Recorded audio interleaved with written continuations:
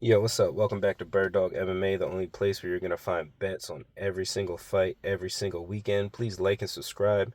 Leave a comment underneath. It really helps boost the algorithm. All my official plays are on Patreon. Right now, the first week is free and it's only $10 a month. So if you sign up now, you get this pay-per-view, you get the Aspinall pay-per-view, you get UFC Brazil, you get the RDR card for only 4 cups of coffee. Well, only 3 right now because the first week is free. So you can come check it out. What we do is we do a weekly betting script. We are degenerates over here. We like having action on every single fight. All right, so we aren't the type of Patreon where we're charging you $50 a month and giving you 3 plays because we're betting $250 to $300 units.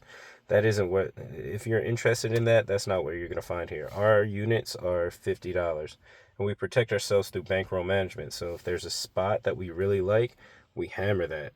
If there's a spot that is a tough read, we try to find a prop to play because what is better than sitting on your couch for 6 hours and watching UFC and having action on every single fight? There's nothing better, right? So if you're interested, again, it's Bird Dog MMA on Patreon. But let's get right into the first fight. So first fight, we have Veronica Hardy versus Brogdon Walker.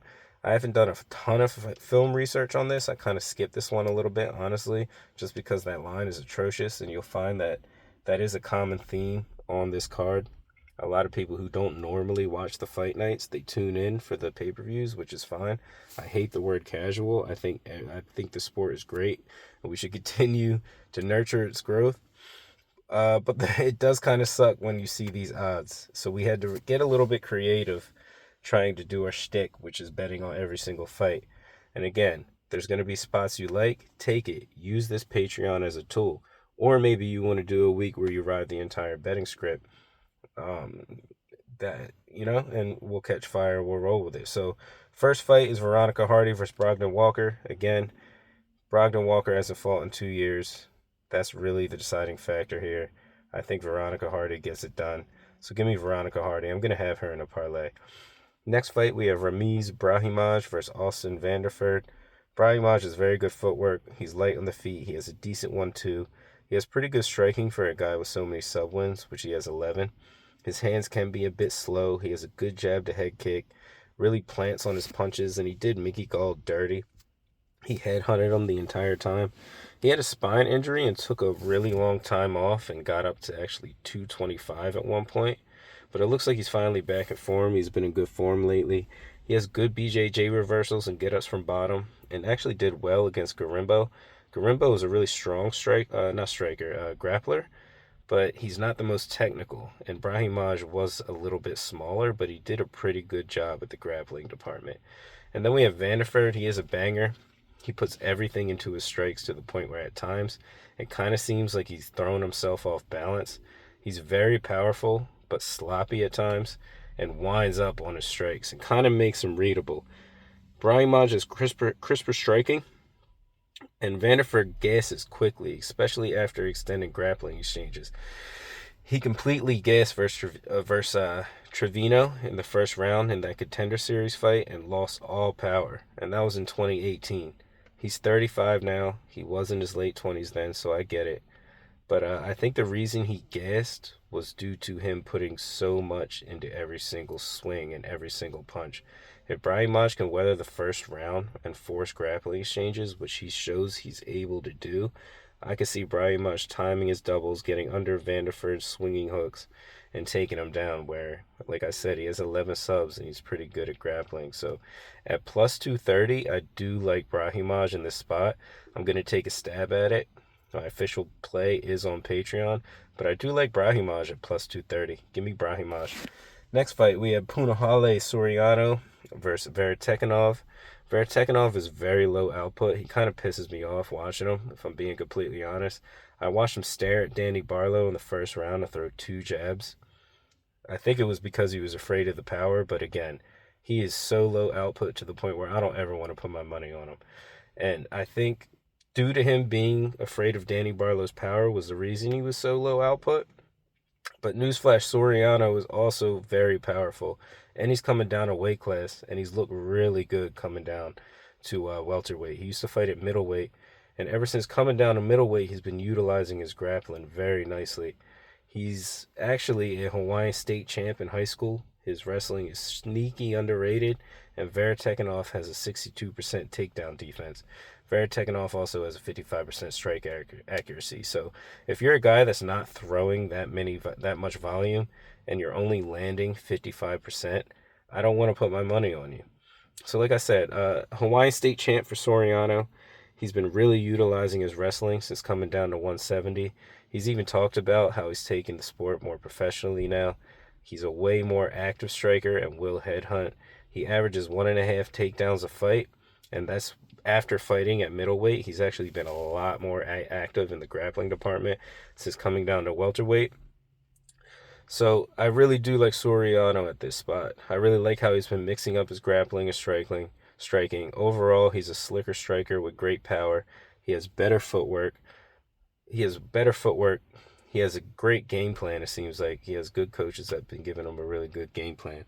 And I think he's going to be able to step out of the pocket when those single punches from Veretekinov comes, because Veretekinov, he throws single punches at a time. He'll throw a jab and he'll throw a front kick, and he's not very good at closing the distance. So what he'll do is kind of leap into grappling exchanges. He'll try to leap into the clinch, or he'll leap into his 2, or he'll leap into his 1, or he'll leap into his hook. He really likes doing that in order to close the distance. And when he gets thrown on, he kind of shells up.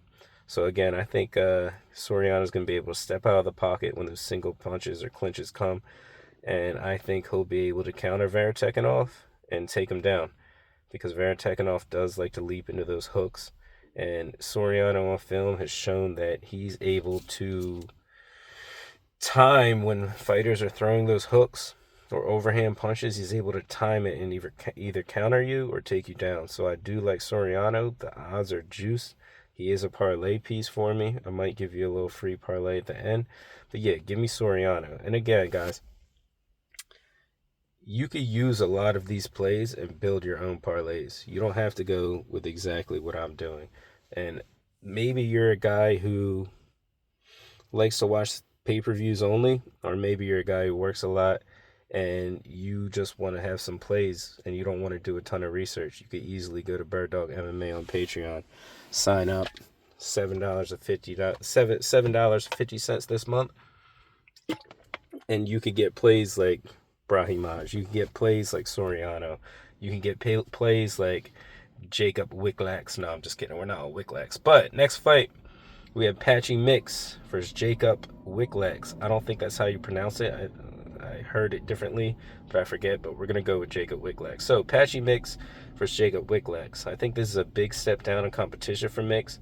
I do know, we know Mix has zero head movement. Both fighters are mirror images of each other, but I think Wicklax is a little worse. Neither really wrestle, have great wrestling, but they are tricky BJJ guys. Wicklax does have nice pressure, though. Kind of had me a little bit concerned. Watch a film. He will march forward. I give Wicklax the striking edge due to his movement, pressure, and tenacity. He will throw heavy. He mixes in grappling nicely. And I think Mix will show that he's much better on the mat. So the thing is, Mix is very stationary. But what I do like in this fight is that Wicklax does close the distance, and he likes to pressure fighters and throw front kicks, body kicks, jabs, straights in order to get into the clinch or in order to get into his takedowns. And when I watch film on both of their grappling, it does look like Mix is a much dangerous grappler. He looks like the bigger opponent. He looks like the stronger opponent. And also the difference in grappling is Wicklax, he would rather maintain dominant position than hunt for a sub that risks him losing that position. And he also looks very chinny. I saw him get caught versus Sebastian Zibes. Sorry, these names are brutal over there, but Sebastian Zibes, I saw him get caught in the first round due to being too aggressive. So if you're going to try to close the distance on Mix, that's fine, because Mix doesn't have good footwork. He's going to bring the fight right to him, and Mix is going to be able to throw his leg kicks, throw his straights, throw his hooks, and get into these grappling exchanges. Wicklax has also never KO'd anyone, and Mix has only has 2. So that's just a little bit of food for thought. And it looks like the UFC is giving Mix a favorable matchup here. Try to save their investment after that loss to Bautista. So yeah, I do like Patchy Mix. Again, the line is juice, but it's a great parlay piece. So give me Patchy Mix. Macy Chiasson, MGK versus Yana Santos. I'm gonna go get a snack on this one, but I'll give you a little free play. I'll be completely honest. I didn't feel like doing a ton of film on this one. You'll see that's a common theme here. But yeah, Macy Chiasson versus Yana Santos. I did do Chiasson money line and fight to start round two. Parlay, low unit on it. I think that's a safe play, honestly.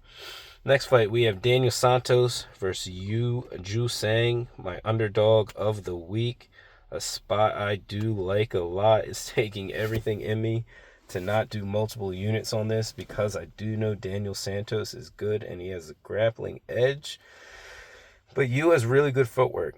He has great accuracy, fast high kicks, utilizes feints nicely, great timing and vision, even times takedowns nicely when fighters overcommit. He has elite step back counters, uses feints to get you to bite, and punishes you if you enter that pocket. And he'll hit you without actually being in range. So he's able to stay outside of the red zone and able to keep you on the end of his strikings. So I do like that a lot about you. His distance management is elite. He's always out of range, like I said, and able to touch you. He baits you into entering the pocket. Decent takedown defense as well. A lot of fighters do try to take down a fighter like him, but normally aren't entirely successful. And if they are, he's able to get up pretty well. He defended against multiple takedowns versus Du Sik-yo, who's a grappler. He gets those underhooks in almost immediately when people shoot on him. That's one thing I noticed that good defensive grapplers do is they're able to sprawl and get that underhook in very nicely when fighters shoot on him. He's super confident, especially when he can control the distance. And if he can do that and he feels that he can control the distance against you, he just starts styling on you, which I like. His cardio looks good, and he will mix strikes up to the body. And then he'll go upstairs with high kicks once you drop your hands. So I do like his style a lot. But Santos, though, he's an exciting fighter. He tends to gas a bit towards the end of his fights. He has 33% takedown accuracy. That's mainly because he's a shooter box fighter. So he's a BJJ guy, not a wrestler. So he's good if the fight gets to the mat. But he can get it to the mat a lot.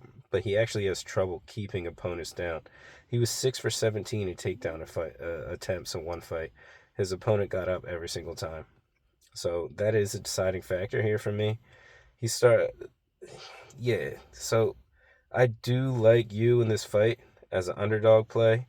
I watched a lot of film on the Santos versus Lee fight. Santos is very hittable. He gets rocked in almost every fight. When he pressures, his chin raises at times. His style kind of plays into Song's hands, I feel like. Not Song, I'm sorry, Yu's hands. When he fought Lee was able to catch him with counter straights. So if Lee can, you can. If Lee can, you can. Yeah, if Yu stays out of the pocket and controls the distance with his long kicks and strikes and starts styling on you, I think it's going to be a long night for Santos. I can see it. I can see this fight not going to the distance. I think Yu can get the knockout, but I'm not entirely confident on it because Santos is a bit of a dog. But yeah, I like Yu at underdog odds. This is my underdog of the week. Give me Yu all day. Next fight, we have Chris Gutierrez versus Farid Basharat. Basharat is 7 years younger. He's undefeated. He's a good wrestler, but he's kind of a pitter-patter puncher. He's a decent striker with good leg kicks, and he does have trouble keeping opponents down at times. But Gutierrez is known to get controlled for rounds at a time. That's the deciding factor here. Gutierrez has good leg kicks, good striking. He has good footwork. But I think Basharat is going to be able to take down Gutierrez here and get ground control and win by decision. I think the sub is possible. The decision is possible. I think on the feet, Gutierrez has a slight advantage, but he's really just a kicker. But on the ground, I think Basharat has a major advantage. Gutierrez also isn't super dangerous on the feet. He doesn't necessarily hurt people. He has a few good highlight reels, but he's not going out to knock you out every fight. Both guys move well. The odds stink, but you can't get cute on a card like this, so give me Basharat by dominant decision or sub, with takedowns and ground control being the deciding factor. So yeah, I'm riding with Basharat on this one, and very confident on it. I know his brother got fraud checked a little bit, but I'm not going to associate the two, and we're going to ride this train. So yeah, give me Fareed Basharat. Then we got Edmund Shabazian versus Andre Muniz. Muniz is a vet, but he's 35 now. He used to be ranked. He has good grappling, and he uses grappling, which you like. He does actually shoot the takedown for a BJJ fighter. He averages 4 takedowns a fight, but he has 6 KO losses, 2 of them in the past 2 years. And like I said, he's 35, so that's never a good sign. He's great at getting hooks in on the back if he can get it down to the mat, but he's not very good on bottom. That's something I noticed. He's very, very slow with his hands. Very, very bad head movement. So he's very slow on the feet. He leaves his chin exposed for a while after throwing it straight down the middle. He definitely has a path to victory, honestly, via his grappling, but he's just too plotty for me and has zero head movement. I think Edmund is going to have a major, major speed advantage on the feet. He's a really good counter puncher. He has wicked kicks to the body. He has good takedown defense lately and has been working on his cardio as well. He defended takedowns nicely versus Gerald Mearshart, and I bring him up because he's similar to Muniz. The difference is Mearshart and Muniz between them two is Mearshart's more elusive on the feet. He circles the cage nicely.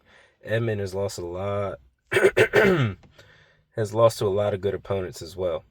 He'll be able to find he's going to be able to find Muniz's head a lot easier in this fight than against Mearshart. I think Edmund is good at getting underhooks to avoid takedowns. He has good sprawls. What's concerning to me is that Edmund had Mearshart beat, and that's a common theme in a lot of his fights. On paper, you'll look at his resume and you'll say, wow, this guy has lost to a lot of tough competition. But in almost every single one of those fights, he almost had the fighter finish, and he already has bad cardio, but he also almost gasses himself out by trying to put his opponents away. So he'll be able to hurt people on the feet, and then he goes down to the mat, gasses himself out, and then later on in the fight, he starts getting taken down, and that's when he loses. But I don't think that's going to happen. I think if he hits Muniz here, he's going to put him away. I do like a first round KO. That's one thing. I'll give you a little free play there. I am going to play a little first round KO with Edmund. Like, what can you do? Edmund's been fighting Fluffy Hernandez. He got signed to the UFC super early. They were calling him the Wonder Boy. He's fighting Fluffy. He's fighting elite opponents, and he wasn't necessarily ready, so they brought him back to the lab. He's been working on everything. His cardio looks a lot better, and they're kind of trying to build him back up because they know the talent is there. And coming up in the UFC, he had all first round KOs. So I think he got used to that and almost got a little bit arrogant. So when he was hurting those guys, he would go and try to finish them. Like, this is the common theme. I'm able to hurt guys, finish them, and get them out of there. But against a lot of these elite fighters, they're able to tough that out. And if you don't have the cardio to keep that pressure on them, eventually you're going to lose the fight, which was happening to Edmund for a while. So yeah, I do like Edmund first round KO. I think that Andre Muniz is way too slow on the feet, and I think he's going to have a field day on the feet. And Edmund has shown really, really good takedown defense in his past 3 fights. Even the fights against Fluffy, he actually had good grappling exchanges against Fluffy. Fluffy, we know, he's the best grappler in the division. I think he's going to fight for a title one day. And Edmund was able to, kind of push Fluffy a little bit. Obviously not push Fluffy because Fluffy doesn't get tired. I don't think he's human. But he was able to do very well in the grappling exchanges. He showed a really nice heavy sprawl. He shows a really good and innate ability to get back to his feet when taken down and continue the striking. So I do like Edmund in this spot. Give me Edmund Shabazian. Even though I still don't fully trust him, but yeah, give me Edmund. It's not going to be the most confident parlay piece, but I'm going to put him in one of my non-confident parlays because I do think he gets the job done. And what are you going to do with these odds, guys? They're all so juicy, you almost have to do multiple parlays. I'm not a big parlay guy. I usually do one a week. But yeah, I think with these odds, you're better off parlaying a lot of these heavy odds, but keep them separate, right? Don't have everything riding on one guy unless it's like a Marab, because if one guy loses, which I think is going to happen this pay-per-view, if one guy loses, all your parlays are busted. So separate them a little bit. I kind of did a confident parlay and then a non-confident parlay, and I do have Edmund in my non-confident parlay. And also on these parlays, try to keep it to 3 legs or less. Once you go 4, you're kind of playing in the bookie's hands. So yeah, I'm gonna trust the new gym that Edmund's in. He's been working really hard. He's older. He's more mature. It looks like he's filling out. I think he did manage his cardio issue a little bit. I think he denies takedowns, keeps it on the feet, and Muniz is way too stationary. He's like a statue in there and gets knocked out. So give me Edmund Shabazian. Next, we have Altaba Gautier versus Tristan Vines. What can you really say here? Vines has been KO'd in the first round 3 times. He fought for the LFA for 2 minutes and 30 seconds before getting KO'd and cut. He's coming in on less than a week's notice. He likes to brawl. He kind of does have quick hands. He could grapple a little bit. So I like him at these odds. Let's go. No, I'm just kidding. I'm not betting him. I think, yeah, Gautier knockout first round is the play here. All right. There's not a ton to analyze here. This is a resume booster from Mini Nagano. I think he gets him out in the first round. Remember, that's not my official bet. My official bet is on Patreon. But yeah, Gautier is too powerful. He's had a full camp. His first test, I think, will come via a grappler. Vines can grapple a little bit, but I don't think this is it because Gautier does have good takedown defense. So I think everyone in the world is on Gautier. There's not a ton to analyze. Gautier knockout, Gautier first round. I don't even think that's a free play. I think that's an obvious play. So yeah, give me Gautier. Now we have Abus Magomedov versus Joe Pyfer. I think I might be on an island with this one. I kind of like Abus. I'm going to be completely honest. He has hard leg kicks, nice high kicks and front kicks. He controls the distance well. He has great footwork, better than Joe's in my opinion. And ever since his loss to Strickland, he's improved his cardio. He's also been utilizing his grappling much more. He's been on a grappling tear since his loss to Strickland. He has great top control. He has dominant top control. He flows nicely on top, actively hunts for subs when on top. His grappling is getting overlooked here, though. Pyfer has 60% takedown defense, and he has shown that he can get taken down if you want to bring the fight to the mat. I think Pyfer's power will make Abus shoot, which is good for us in this case. Abus uses back and top control really well, especially when tired. That's kind of where he'll go. Pyfer doesn't throw combos. He almost watches punches after he throws, expecting you to go down because he's used to that power. His hands are quick, and he does throw hard. He throws everything into it, but he doesn't have that like crazy power, in my opinion. His KOs come from a lot of chinny opponents. His level of competition has been kind of easy, in my opinion. He beat Alan Amadovsky, a washed Gerald Mearshart, an aging Abdul Rasak Hassan, and Marc-Andre Barriault, who everyone KOs. He doesn't really sprawl well. I saw that in film. He rarely gets those underhooks in and doesn't even sprawl at all. He almost like lets you get the takedown for him. And his grappling has rarely been tested. Versus Hermanson, he was taken down really easily. On bottom, he kind of looked lost as well, and he flares his elbows, and I think that could spell trouble for Joe in this, because Abus does love the arm triangle. And if you look at his past fights, ever since that Strickland loss, he's been winning by submission a lot. I think he's realizing that that's his path to victory in a lot of these fights. So yeah, I think a lot of the reason people are so heavy on Joe is because there's not a ton of film on his grappling. He defended one takedown versus Jack Hermanson, like I said, but lost the fight after getting taken down in the third. So like I said earlier, Abus goes to his grappling when he's losing striking exchanges or when he's tired. Abus is also much bigger and stronger than Hermanson. And combined, these fighters have gone to decision 12 of 51 fights. So that's just a little food for thought. But like I said, I think Pyfer is going to throw a lot of power, get taken down and controlled. Give me Abus as an underdog play. People can't get that Strickland loss out of their head, I think. He said he was overtraining for Strickland, and he was tired in the first round. And it seems like he looks in a lot better shape. He said he's in a lot better shape. And he's gone to decision in a lot of these fights and won using his grappling. I think this is a very overlooked part of this fight is Abus's willingness to grapple ever since his loss to Strickland. And like I said, he's talked about improving his cardio, and he has some power himself as well. So yeah, give me Abus as an underdog play. I'm not going to play a ton on it, but yeah, give me Abus. Official bet on Patreon. Then we have Josh Emmett versus Youssef Zalal. Zalal got signed at 23, all right? Then he got cut. but he's always had a great skill set. He has extremely fast hands, elite BJJ, tricky trips and takedowns. He can sting you from the outside. He has nice knees up the middle. He'll even throw elbows. He has amazing back takes and backpacks. Once he gets you there, it's kind of impossible to get up. Like I said, he got caught from the UFC but fought his way back, and I think he's matured a lot. He's in an elite gym now with Factory X. They've been working with him. It seems like he's one of their favorite fighters right now. And like everybody's been pointing out, he went to decision with Ilia Topuria. He has elite distance management. Emmett is going to be chasing him around the cage, I feel like. He has thunderous power, as we all know, but I think he's going to be chasing him in circles, trying to get that power off. But Zalal is just too good with his footwork. Emmett is good. He's all right at cutting off the cage, but Zalal has a major height and reach advantage, major speed advantage. I don't think he's going to be able to get touched. He has 3-round cardio, honestly 5-round cardio. And keep in mind, this is a betting page, not a fight breakdown page. I watched a ton of film, and I'm not going to waste a ton of time on this breakdown. Emmett's only path to victory is to KO Zalal. We all know that. I know that. You know that. The books know that. And that's why they've officially priced this out here.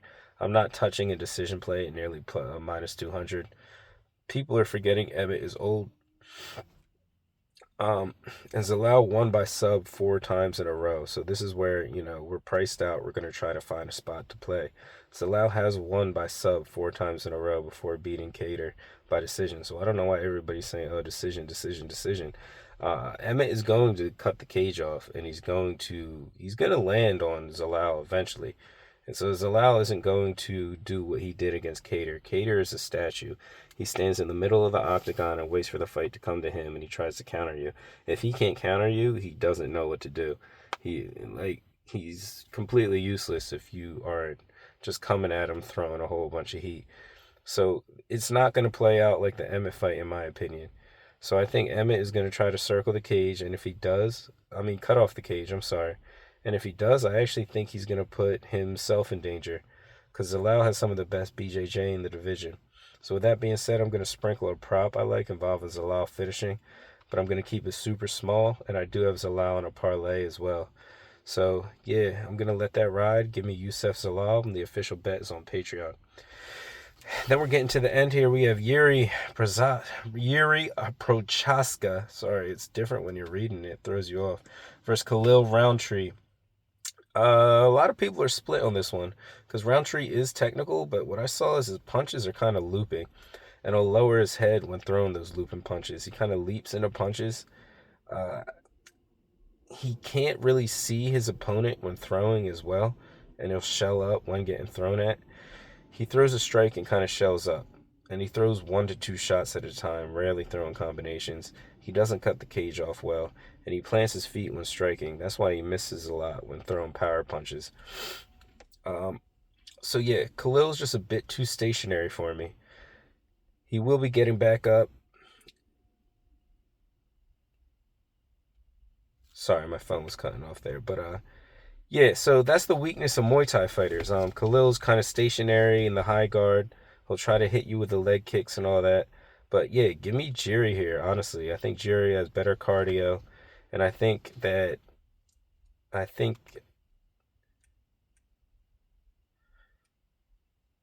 Roundtree, he just backs up too much. Sorry, my thing was all messing up. But yeah, I think he backs up too much, and that Yuri just kind of is too unorthodox, and he'll just bring way too much towards him in this fight. I think he's going to bring way too much towards Khalil. I think he's going to flood him.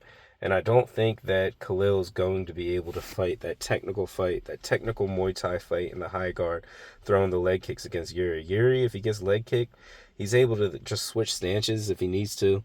And he gets hurt in almost every fight, and just keeps marching forward. So this is actually my play of the week. I like Yuri a lot. Roundtree is good. Like I said, he's technical. But I think people are kind of nostalgic of his loss to Pierre. I think he has grit, kind of, but he kind of does quit when the fighting gets tough. And Yuri is one of those fighters that will make you quit. Like, he's kind of a dog, and he'll just flood you, and he'll just keep coming at you with his straights, his 1s and 2s. So yeah, I like Yuri a lot in this spot.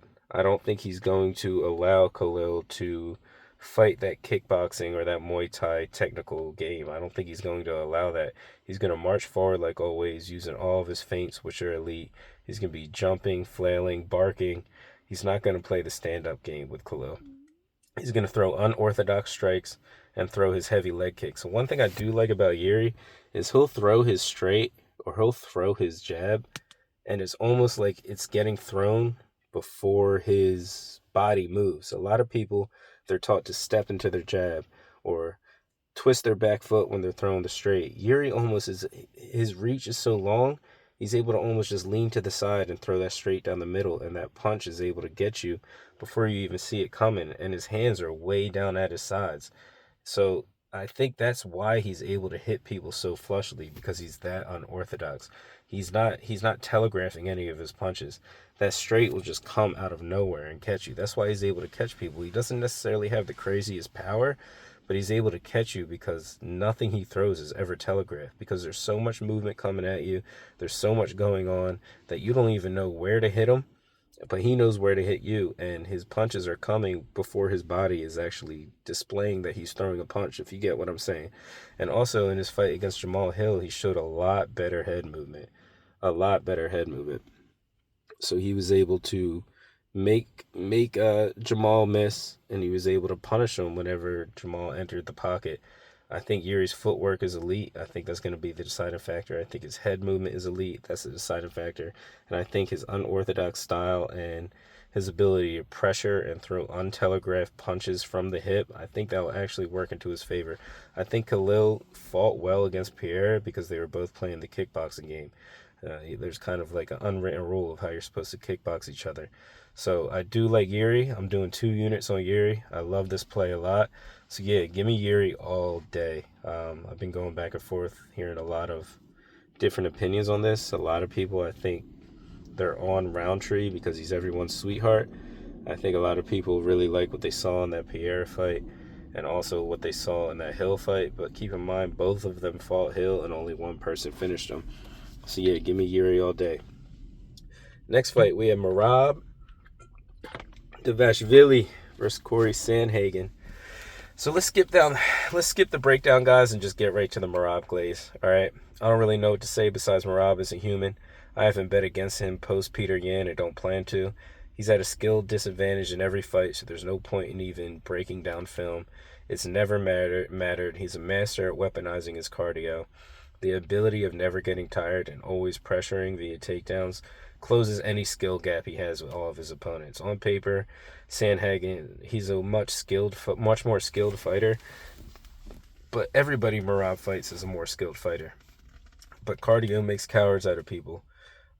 His fight against Marlon Moraes will always concern me, but he's gotten better in every single fight. And I won't be surprised if he continues to improve and shows improvement on Saturday. You think he? I think he melts Corey Sandhagen like all of his other opponents. Honestly, he's in an elite camp. I'm hearing from his camp that he's finally drilling and not only sparring. Apparently, he never drilled before. I'm hearing he's finally learning how to hunt finishes. Corey, he's an amazing fighter. I don't want to disrespect the guy. He's a great martial artist. All right, great martial artist. He has great cardio, great striking. He's going to come out aggressive. He has to. I think he has 2.5 rounds to finish Merab before getting finished in this one. Merab is the only guy that can shoot 30-plus takedowns and only land 2 and still win by decision, because he just melts you with his constant pressure and his constant ability to just keep coming forward, pushing you against the cage, just kind of bullying you. He seems way stronger than everybody he's fought, and it looks like his BJJ is checking out as well. So I have a Merab as a parlay piece all day. I kind of like Merab by finish. I try not to buy into the hype with what coaches are saying and what camps are saying, but they are saying that he's starting to find these finishes. You saw what he did to Demetrius Johnson, even though that was just rolling around and having fun, but still. Even DJ said his BJJ and his grappling is insane and his pressure is crazy. I think everything is cool until you get in there with him, and Merab just starts melting you. So yeah, the Merab glaze train. Let's keep it rolling. Let's parlay him. Let's sprinkle a little bit of a finish. Give me Merab all day. Like, there's no reason to overthink that. Then we got Magomed Ankalaev versus Alex Pereira. the main event of the evening. We first time they fought, I was on Magomed, but he was at plus 100, so it's a little bit different now, a little bit trickier. Ankalaev manages distance really well. That's what I saw in the first fight, and he really, really does a good job at reacting to strikes. The first fight was really close, and I think an underrated aspect of Ankalaev's game is his boxing. He's actually a really good counter boxer. He's able to see shots coming. He looked way faster than Pierre. And in the second round, I think it was, he probably could have finished Pierre, but he didn't because he was afraid to get hit or he's afraid to get countered. So I think in this fight, he's going to be able to finish him, to be completely honest. There's two major factors that come into play here. One, Ankalaev improved his confidence in his striking. I think after that first fight, he's going to come in with much more improved confidence in his striking. And two, I think Pierre has much more improved confidence in his takedown defense. I think Ankalaev will believe in his striking even more after the first fight. Watching back, Ankalaev had moments where he could have finished Alex, like I said, but he didn't because he was afraid to get countered. And there are a lot of moments where Alex was gun shy due to the takedown threat. I personally don't think that's going to happen again. Alex said he's going to come out guns blazing. Ank said he's not going to need 5 rounds. I think this fight is actually going to be a banger this time around. Alex will pressure and unleash his striking this time because he's not going to be so afraid of the takedowns because he's already proven himself that he can prevent the takedowns. But I think that will cause Ank to find the openings in the grappling department. In the first fight, he wasn't completely committing to the takedowns, you could tell. He wasn't really committing to anything because he was afraid of getting countered. And also, he wasn't committing to the takedowns like he should have because he felt that strength and he was like, this is fine. I'm not getting hit. Let's keep him against the cage. And as the fight grew on, you could see his confidence in his striking. Like, all right, maybe I don't need to lean on my grappling as much. I can strike with this guy. So I think this time a finish will occur. I think Alex can finish Ank, honestly. That's a little bit of my gut feeling in this one. I think he does have the ability to finish him. But after watching it, and Alex being 38 years old, yeah, I'm not entirely sold on it. I think Ank also can finish Alex in this fight. I think a finish does happen. I'm kind of torn on this one. I think it will be a different fight this time around, as stated earlier. I think Ankalaev in the first fight looked better everywhere. I think his striking looked better. I think his grappling looked better. His cage control, his clinch control looked better. So I do like Ankalaev, but I won't be hammering it. I'm not hammering his money line. I think Vegas knows what's up this one. I think they know how close that fight was the first time. So yeah, I do like fight to go to the finish, but I don't know if I want to touch that. But as an official pick, I will go Ankalaev this time, but tentatively. I would be careful with this one. If I was betting money lines, I would just go Pierre. But my official bet will be on Patreon. But yeah, as the official pick, give me Big Ank. So just a little picks recap. We have Brahimaj, Soriano, Mix, Hardy, Shabazian, Gaudier, Basharat, Jusang, Abus, Magomedov, baby, Zalal, Yuri, Marab, and Ankalaev. So that's just my official picks. Official bets will be on Patreon. I will give you a free parlay. So my non-confident parlay, actually I'll give you the confident parlay. Confident parlay is Patchy Mix, Farid Basharat, Veronica Hardy, and I'm going to throw Marab in there. I don't like going over 3 legs usually, but that doesn't count because Marab isn't human. So I'm going Marab. So again, Patreon, $10 a month. First week free. We bet every single fight. Thank you for tuning in. Please like and subscribe. It helps boost in the algorithm. This is something I do for fun. I do it for the love of the game, and it's not fair to share with everyone. So maybe you can find some value in some of the plays I have. Maybe you appreciate the insight. So again, thank you for tuning in, and peace.